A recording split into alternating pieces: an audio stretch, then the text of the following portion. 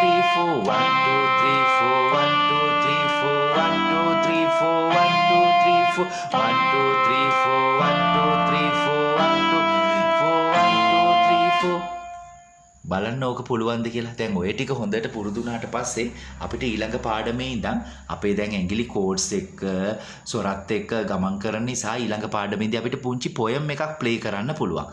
එහෙමනම් මේක හොඳට ප්‍රැක්ටිස් කරන්න යාළුවෝ හැමෝම.